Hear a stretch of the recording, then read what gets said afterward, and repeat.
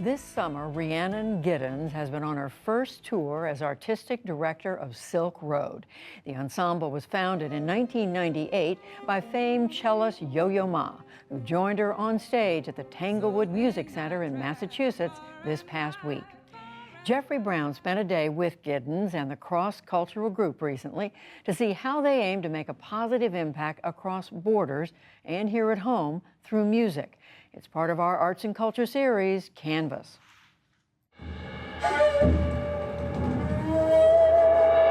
A Japanese flute, Indian tabla drums, a Celtic harp, a classical cello, and a North Carolina-born singer best known for American roots music. 45-year-old Rhiannon Giddens is now weaving these many sounds, contemporary and ancient, as the new artistic director of Silk Road. I love getting thrown something that I've never done before, but that I think I have the goods to do, but I have to figure out how to do it. And so I always say yes first and figure it out, like later, you know? Giddens is herself a boundless bridger of musical worlds and styles. Trained at Oberlin Conservatory of Music as an opera singer, she then learned the fiddle and banjo and turned to the often overlooked role of African Americans in Appalachian folk music as co-founder of the Grammy-winning Carolina Chocolate Drops.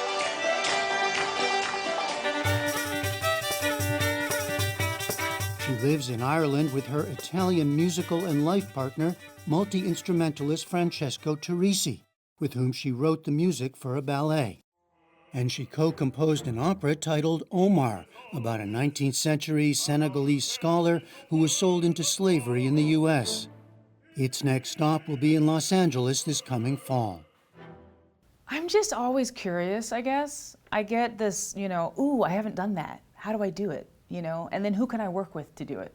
As always, my next question is, who do I get to work with? Like, I love collaborating, and I love finding out new things. Starting with a tour called Phoenix Rising here at Wolf Trap outside Washington, D.C., she's now working with the famed Grammy-winning International Collective.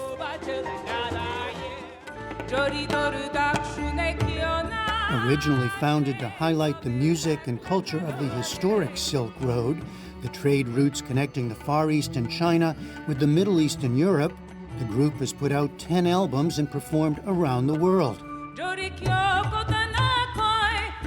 Giddens wants to continue to widen the lens to this country. When you look at the globalness of, where the Silk Road starts, you can actually look at the United States as just the next stop on the Silk Road when you consider all of the folks from China that ended up, on the West Coast, building the railroad, the gold rush, and of course all the other immigration patterns there were. And one of the things that I felt really attracted to was the idea of telling Silk Road story through America. Silk Road sort of expands the map in a sense. Definitely. It expands the map in a way that I feel like is where I've been needing to go. And I just realized that actually my story is just part of a larger story. Her favorite example, one of her own instruments, the banjo.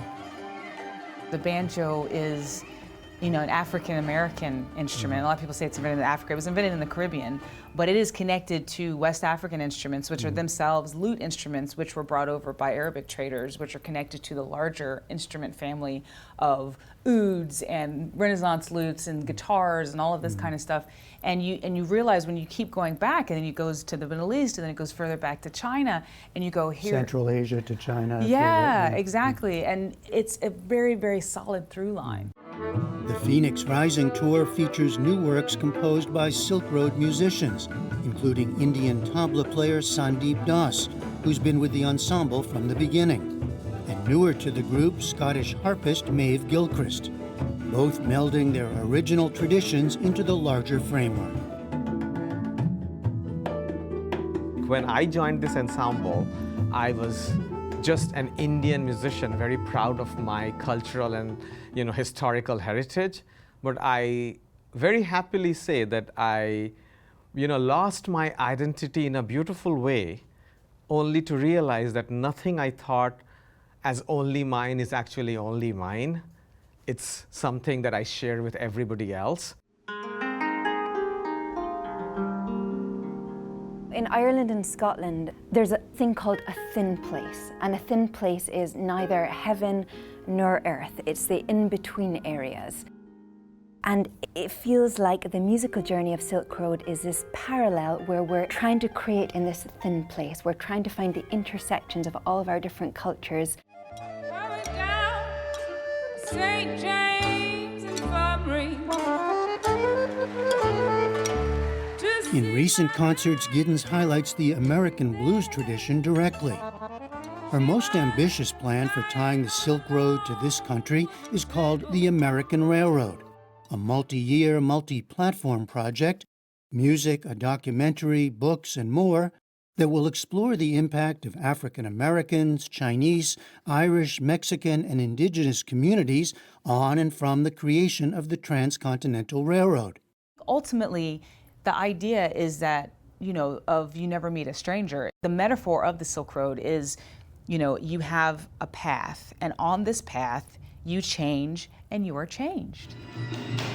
Of course, Giddens knows she steps into this role at a time of extreme divisions in the country, but she's determined to push forward with Silk Road and other new roles she's taking on, including writing a musical drama, hosting a PBS series called My Music, and a children's book based on a song she wrote during the pandemic, due out this fall. It's an awful time, but what other time is art needed in but the awful times?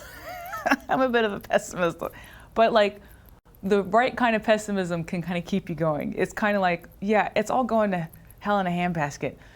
Therefore, we need to make every day the best day that we can make, and we need to tell these stories now. In what can feel the worst of times, then, the best sounds of all worlds. For the PBS NewsHour, I'm Jeffrey Brown in New York.